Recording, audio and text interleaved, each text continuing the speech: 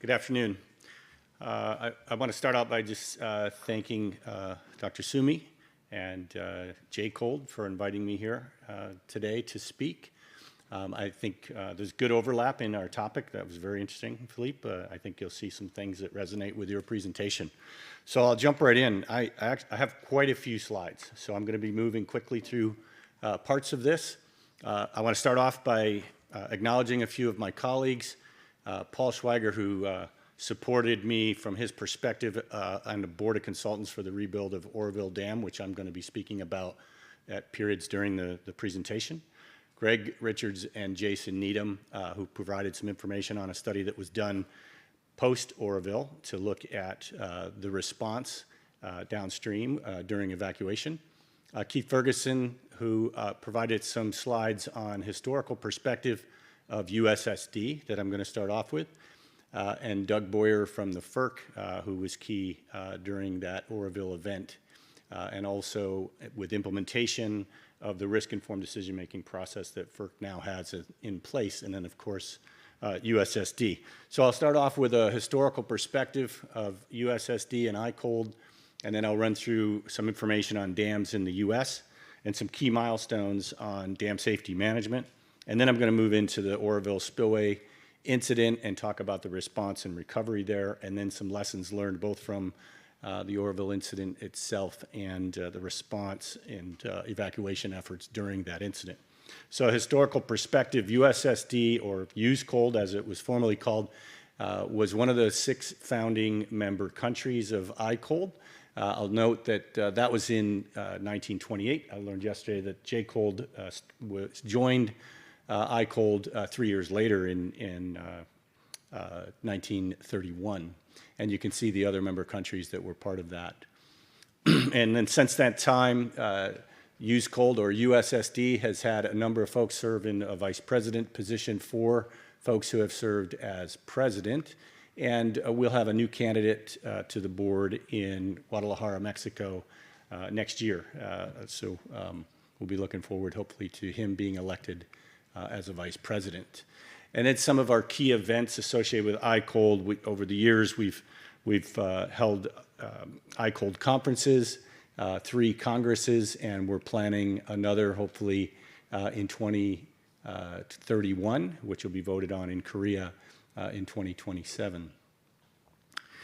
Just looking at ICOLD in general and USSD, you can see that I think everyone's familiar that there are over 100 member countries of ICOLD, representing over 10,000 individual members. And USSD currently is a little over 1,400 individual members. We have 76 organizational members.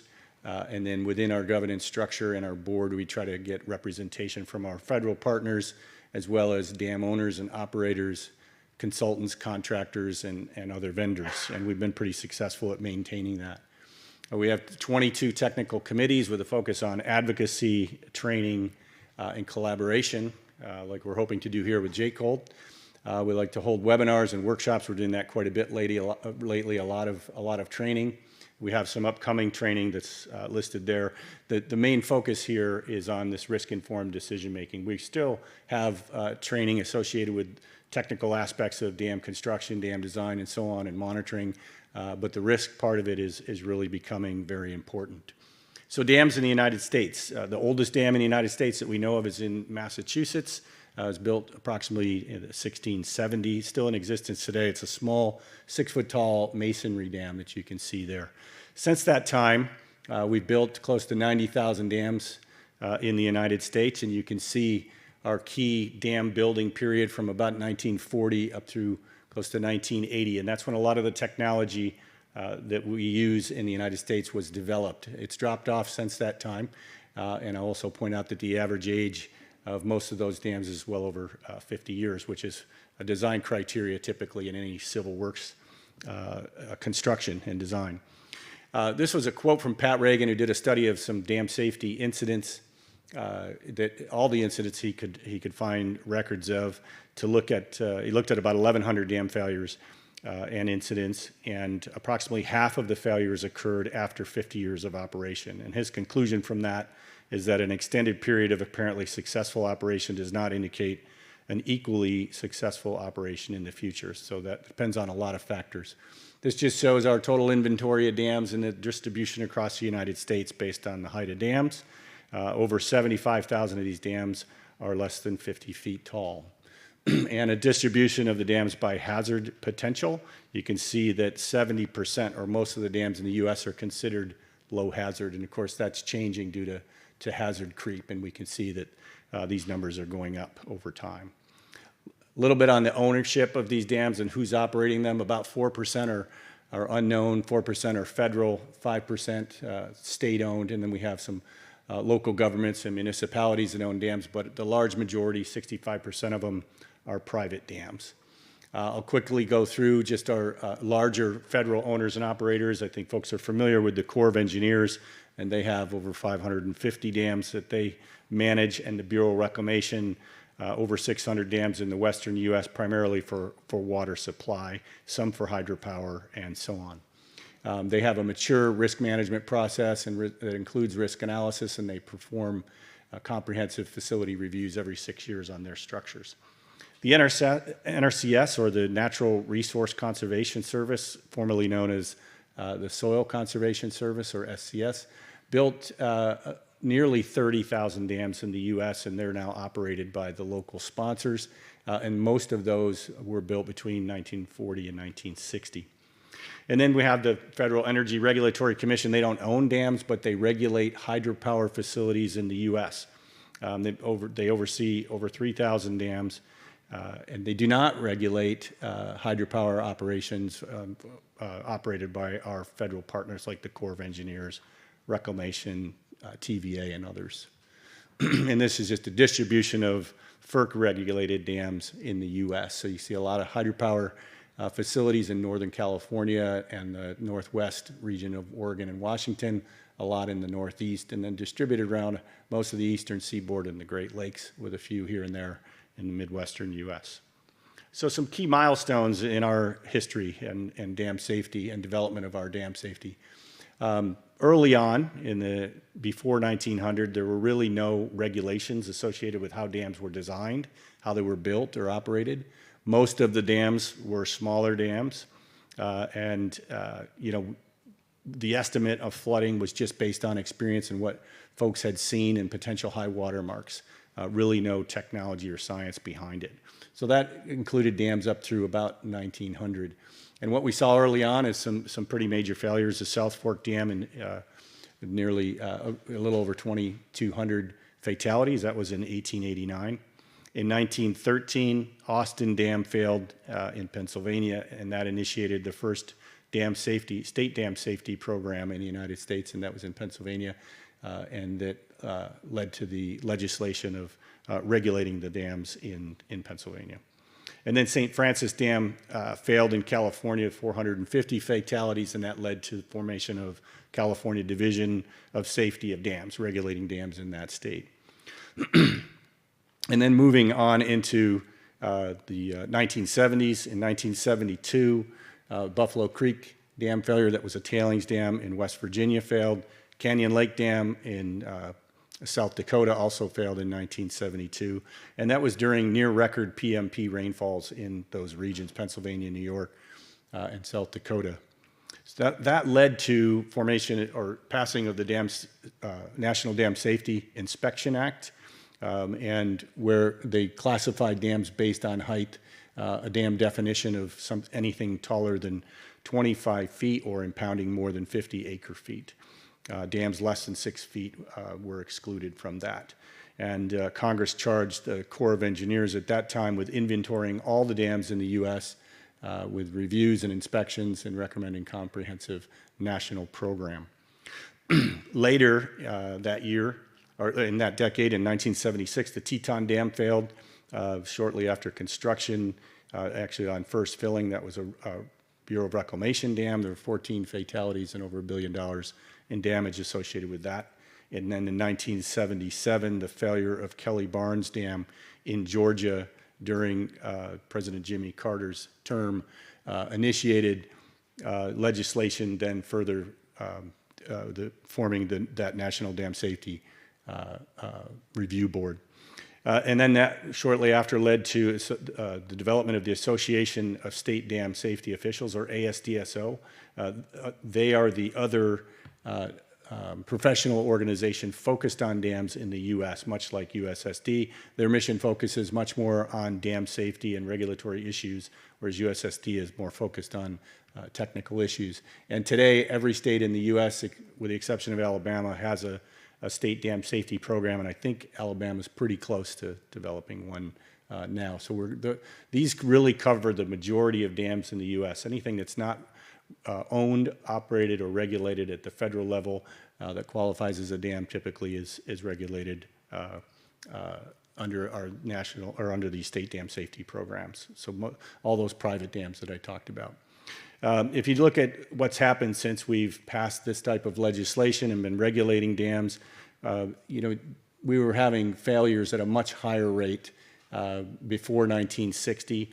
We got into building a lot more dams in the 1940s and developing our technology, as I mentioned, and we're seeing a drop-off at that time.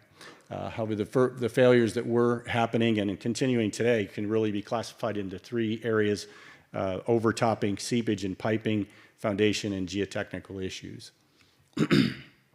So this kind of led to our federal partners moving from a strictly deterministic approach or standards-based approach to designing dams to a risk-informed decision-making process, which is an overlay, essentially, on what we're used to from a design criteria standpoint. So Corps of Engineers, Bureau of Reclamation, TVA, and others have all been moving in that direction beginning in about year 2000.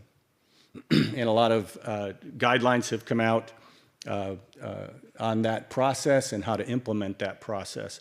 But it's really been limited to the federal agencies until just a few years ago.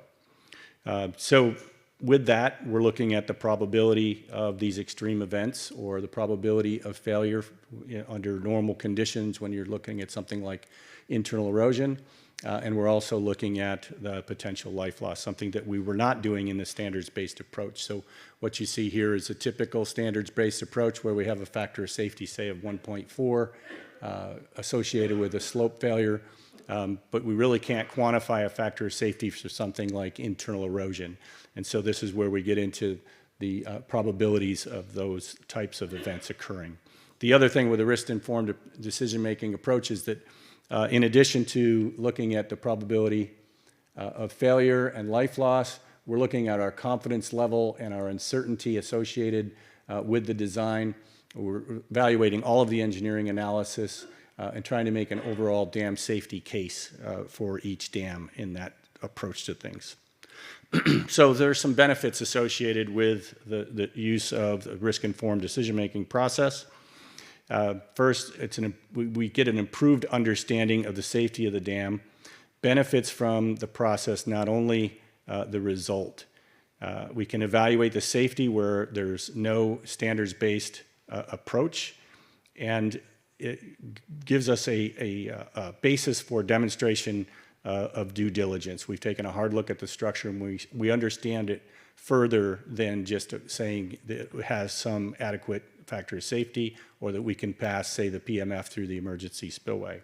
Provides an understanding of the real liabilities of dam ownership. That's very important. And then overall, one of the most important aspects of utilizing this approach is that we can prioritize spending. With the aging dams that we have in the U.S., we're not able to fix all of the problems at the same time. And so we have to prioritize and spend the money in the right place and getting the most value out of where we're spending that. So we get an overall improved understanding. So the Federal Energy Regulatory Commission, or FERC, has been slow over the years to move in that direction. They did move to what we call a potential failure mode analysis, but they didn't take the next step where you look at the risk analysis itself and evaluate the potential for failure. The potential failure mode process really just looked at what are the failure modes, how would you describe those failure modes, and then discuss some of the important factors associated with those failure modes. And that was part of their inspection, what we call their Part 12 inspection process that was performed every 5 years until just recently. And I'm going to come back to why that's important. But the main thing was that failures were continuing under that program. So now we're moving in a little bit later, and we've got all of these regulations in place. The state's dam safety programs are maturing, and into the 2000 under the FERC regulatory framework, we're still seeing failures. So Silver Lake Dam failure 2003, the Tomsauk Dam failure in 2005, Wanapum Dam safety incident. This was a pier failure, didn't lead to failure of the structure or any release, but you can see that there was some movement on that bridge deck, and that led to a pretty major incident, and that was also occurred after 50 years of operation, and this just shows a graphic of what that looked like. And that's the crack in the pier that they discovered after they saw that movement on the pier, and that was in 2014. So FERC was moving in the direction of putting in place a risk-informed decision-making process and changing their inspection program when the Oroville spillway incident then occurred in 2017. I think everybody's familiar with that, and FERC has made some changes since the Oroville incident. I'm going to go through some of those changes, and a little bit later I'm going to talk more about Oroville and some of the specifics of that event and some of the lessons learned. But what FERC was focused on were new risk-informed decision-making guidelines. That got slowed down a little bit with the Oroville incident, but they did produce those guidelines in 2021. And they initiated some pilot projects during the development of those guidelines, education and training that's been developed at USSD, as well as the training that was developed by the Corps of Engineers and the Bureau of Reclamation before these guidelines came out. Current U.S. dam industry activities include reclamation in the Corps. Of course, they have mature programs, mature dam safety programs, and they fully incorporate the risk-informed decision-making process. Many individual states have excellent dam safety programs, California, Colorado, Virginia, New Mexico, and Hawaii, for instance, and most of these are incorporating some type of a risk-informed approach. Most of the industry is now moving toward a risk-informed decision-making process, and FERC is continuing to develop their process. There are definitely some remaining challenges. Aging dams and deferred maintenance are increasing the risk as well as the cost of updating the structures.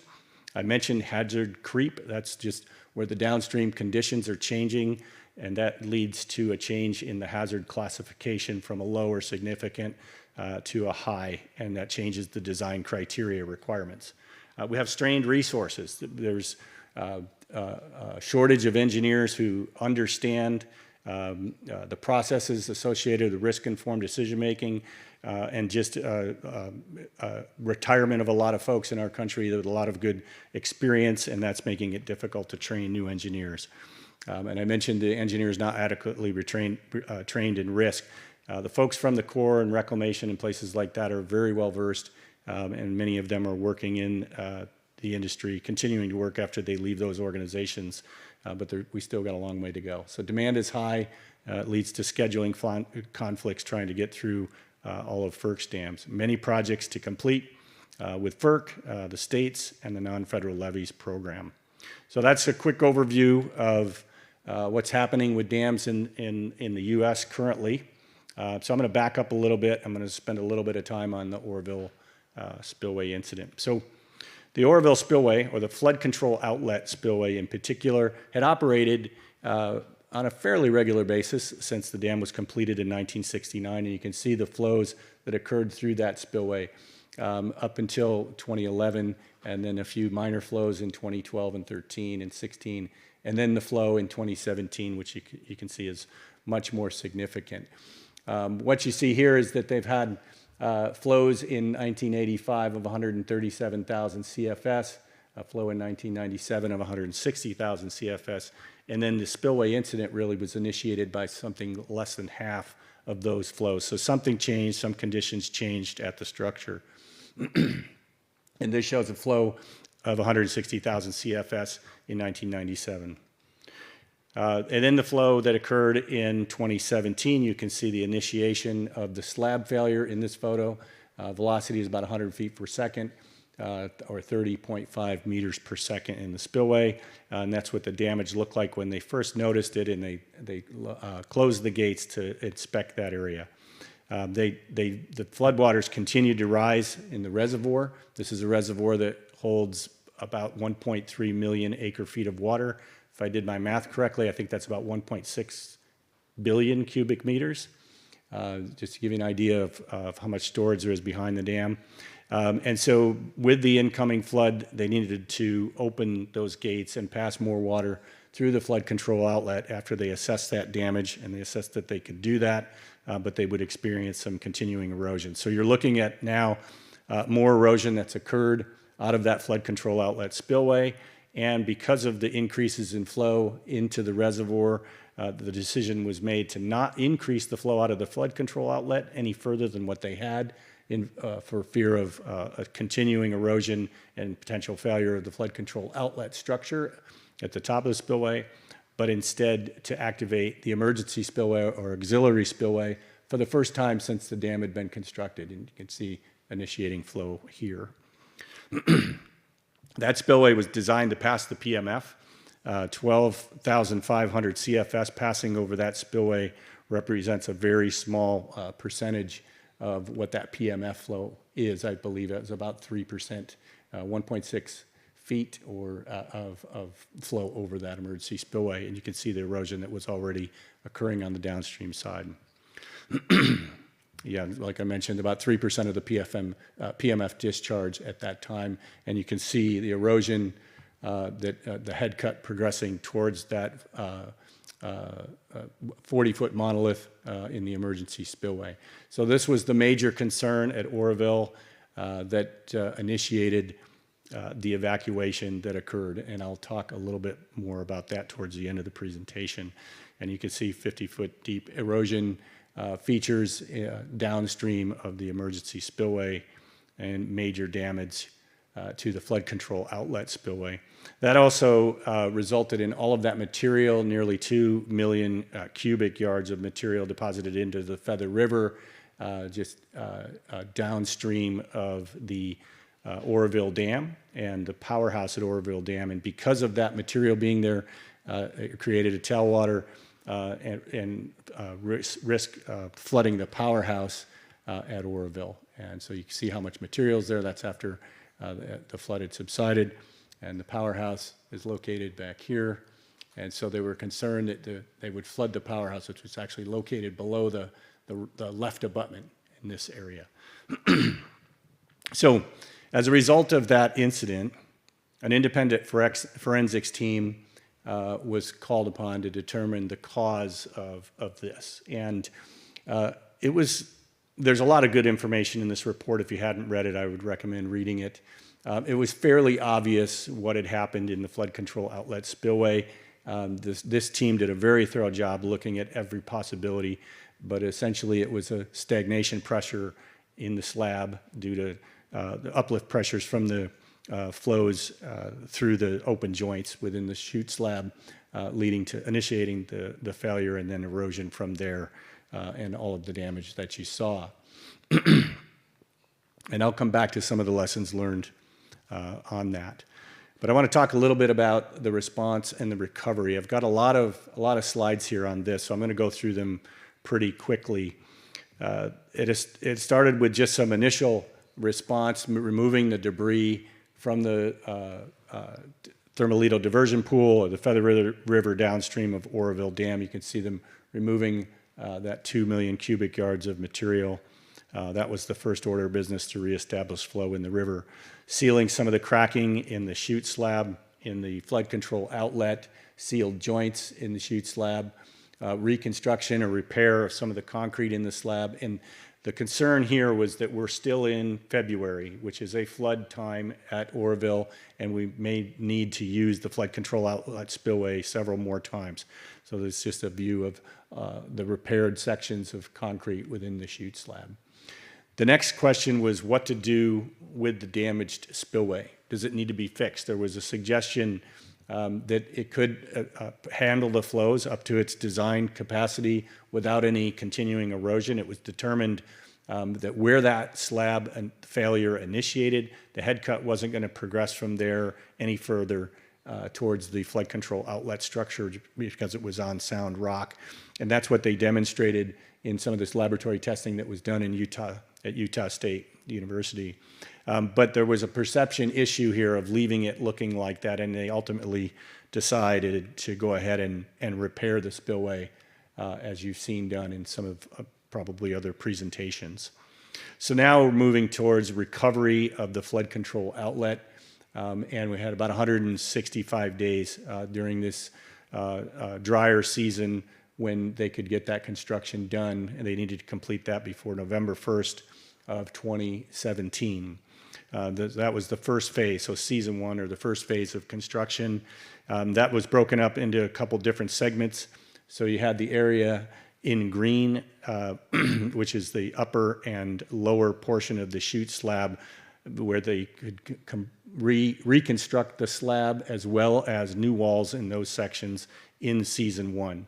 They didn't have time to complete the middle section all the way to final, so they had some work to do in there to reestablish a leveling course and then construct some temporary roller compacted concrete walls. And so I'll show some photos of how they were able to do that.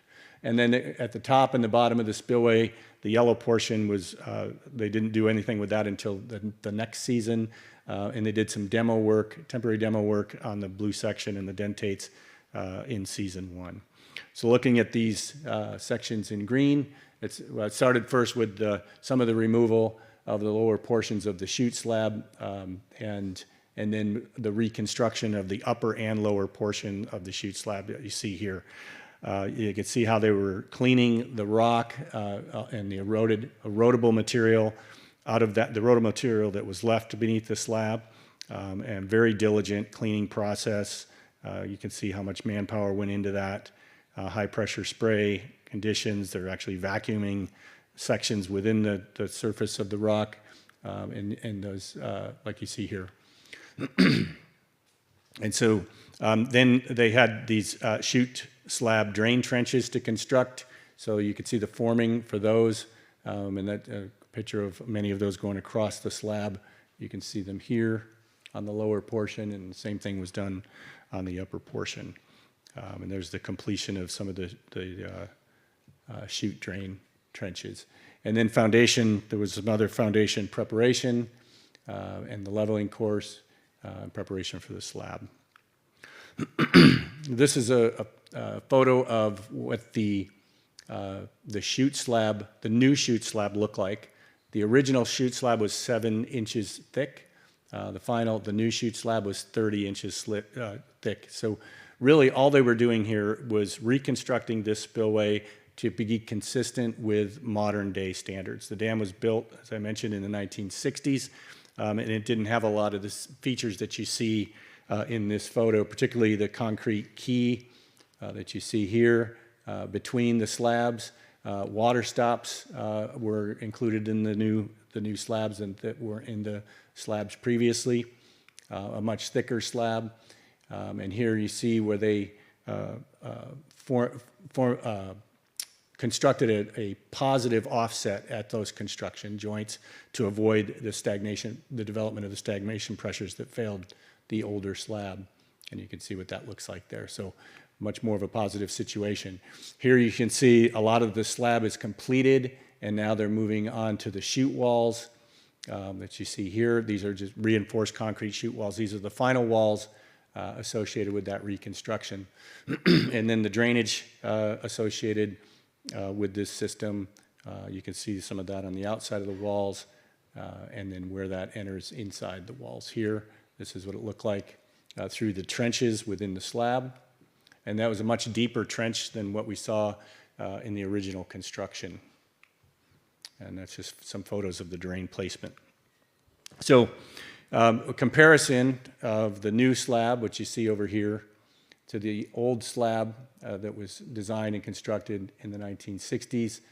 This was not a situation where it was a deferred maintenance problem, for instance. The spillway had operated fine, but it didn't have many of the features that we would put in it today based on methods or based on information gained over the years on other projects. And so it was an outdated form of construction that needed to be replaced. And that was the primary lesson here, is that if we're going to continue with these older structures, we may need to modify them before they lead to these types of failures, when we know they have some of the deficiencies that this one had. But a much more robust situation in the slab on the left. And that's what the final slab or the chute looked like. They also installed anchors through the slab.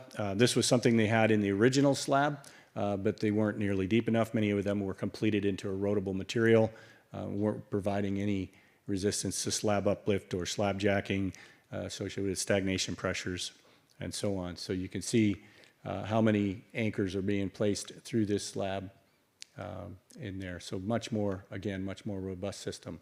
So then once they finished the upper and lower portion of the slab, the other part of this construction in the season one was to deal with this middle section, which is where most of the major erosion occurred during that event. And so they started by placing a leveling course, which consisted of 300,000 cubic meters of roller compacted concrete placed in this methodology over that period to bring it up to the level of the original chute slab.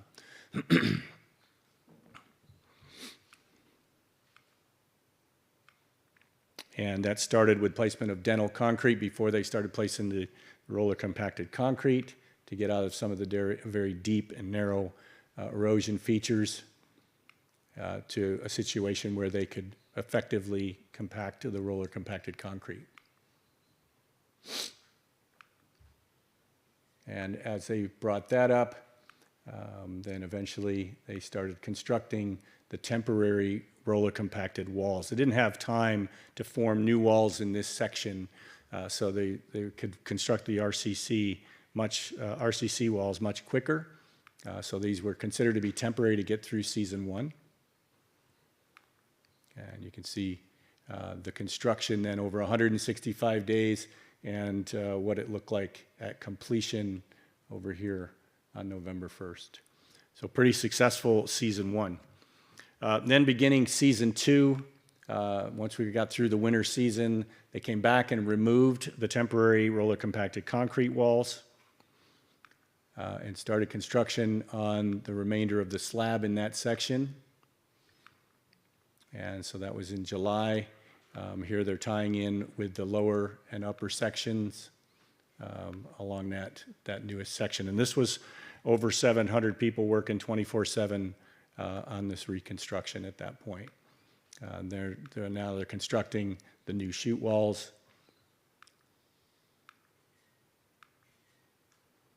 And you can see demolition now of the dentates at the lower portion of the slab, and then reconstructing those as well, as you can see here, and that's what those look like today.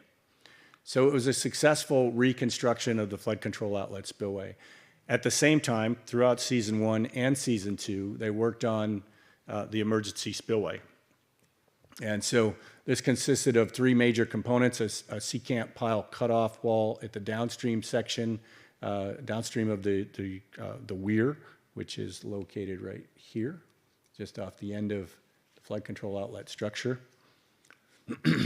And then this is the RCC apron, so roller compacted apron between that and an upstream cutoff wall associated with that weir section. And that was the planned new spillway. You can see that in section view here.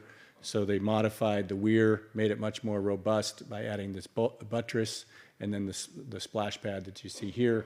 And this is the cutoff wall, where they were using the secant pile wall for the cutoff wall. And you can see the construction of that in these photos.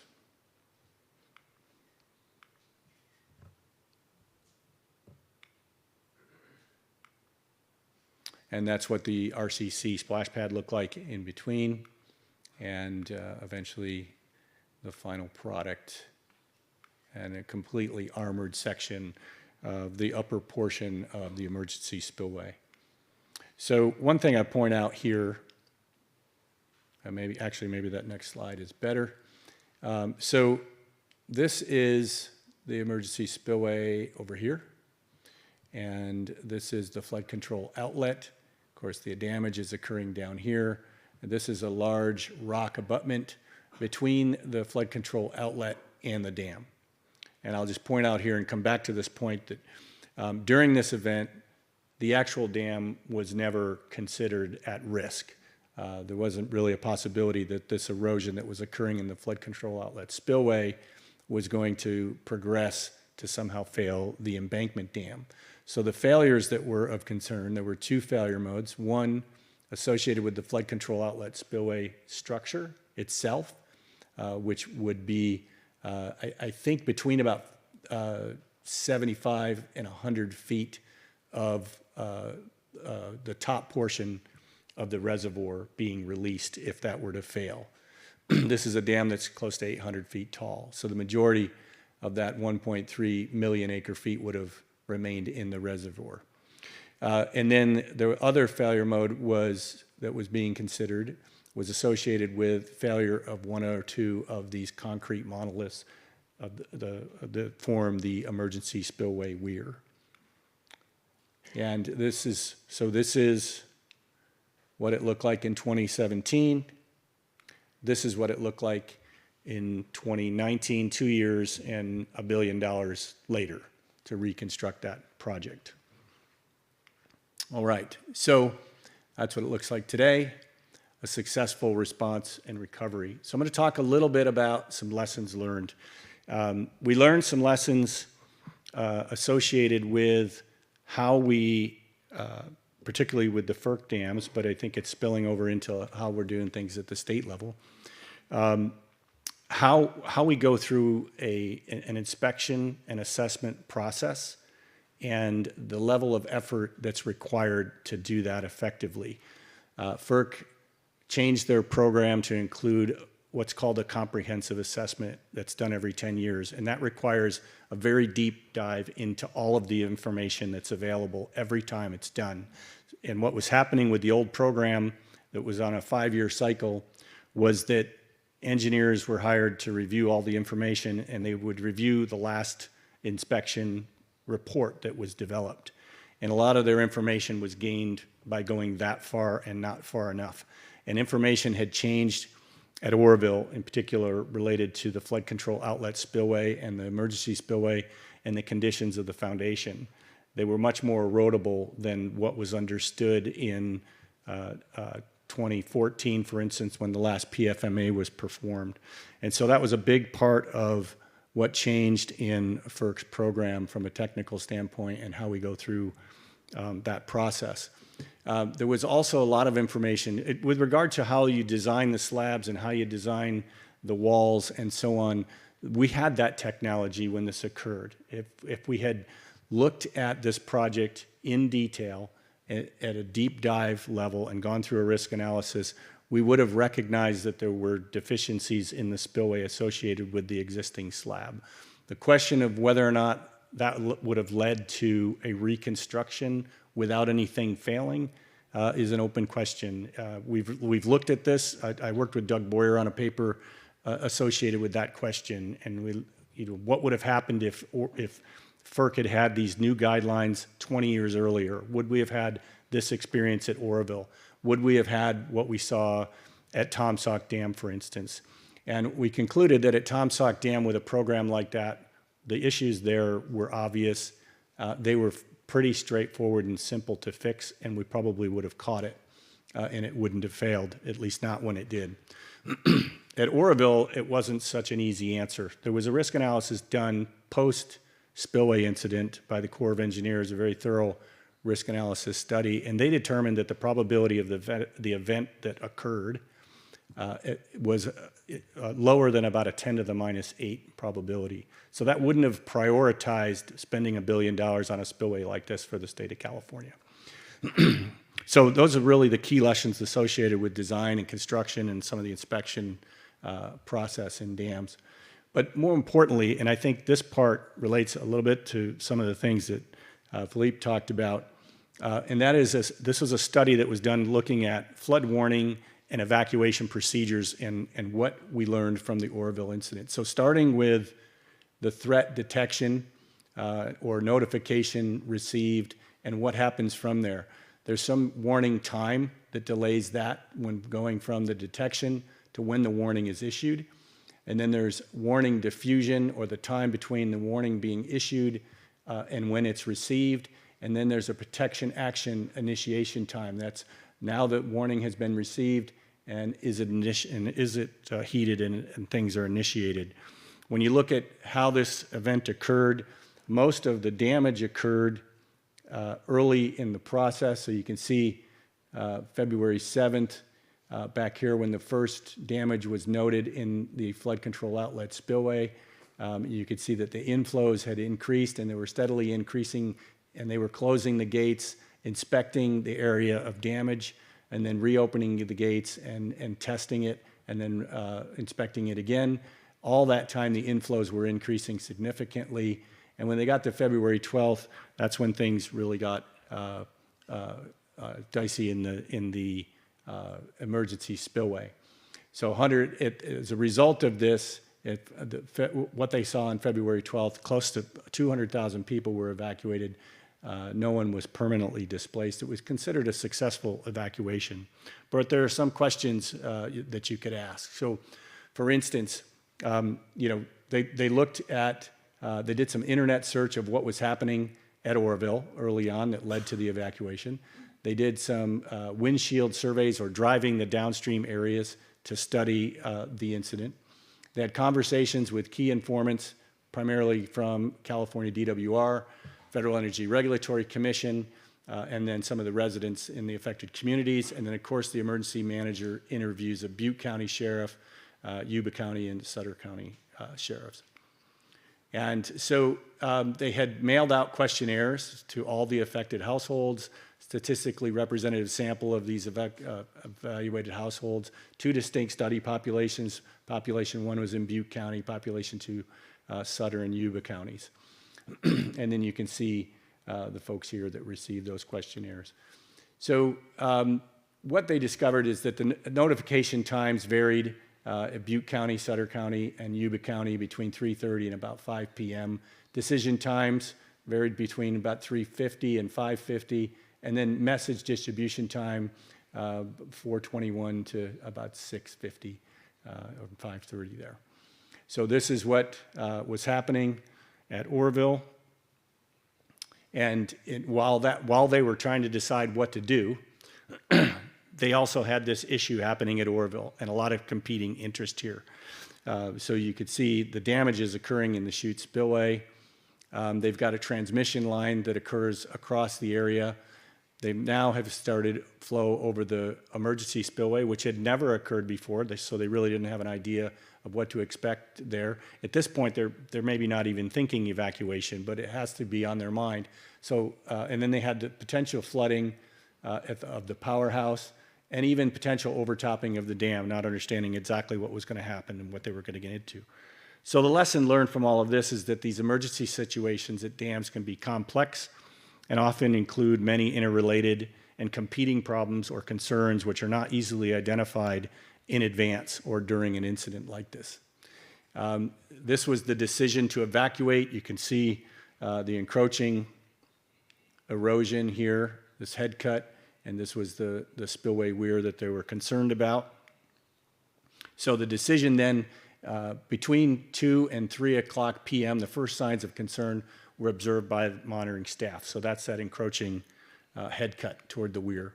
At 3:30, a meeting was convened to discuss how to address the situation at the emergency spillway. New information provided indicating that the head cut may reach the control section within 1 hour. So at 3:50, the decision was made to evacuate. At that point, they had one inundation map, and that was associated with failure of a 770-foot tall dam and release of 1.3 million acre feet of water from the reservoir. So their inundation zone was huge. And then there were things like writing of the evacuation warning message that had to take place at that time, an advance warning to Yuba and Sutter counties. And at 4:21, the first public evacuation message was issued. I won't read through this, but you can see that there's a lot of information in there that may be unclear.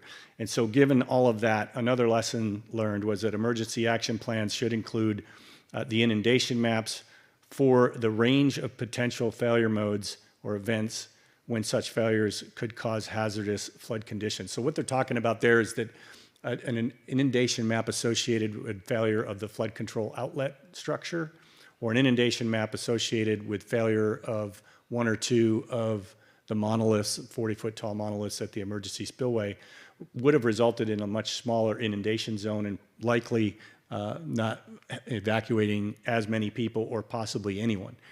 And then looking at decisions in warning issuance delay time. So in blue, you see the time over which the decision is made, and then in orange, you see how much longer it took for dissemination of that information, and then that's shown here by county.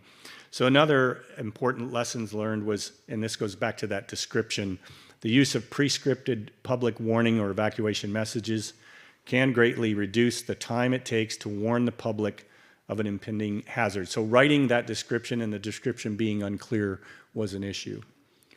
And then another thing to think about with these warnings is that we use a lot of jargon, we use a lot of acronyms and things like that, and that often hinders the communication, and folks don't know exactly what that warning means. And so it's important that we have something that the public can understand. And so communication is really key.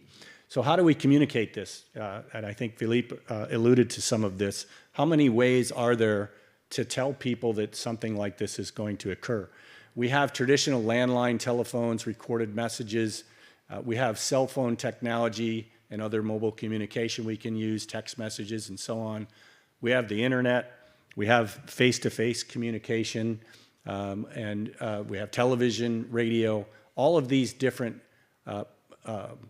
methodologies were utilized during the Oroville incident. And you can see where folks said that they got their information. Population 1, the breakdown is, maybe as low as 0.3% said they got from a website, up to 18 or 20% said they got it from text messaging, but it was a fairly well distributed, and same with population 2.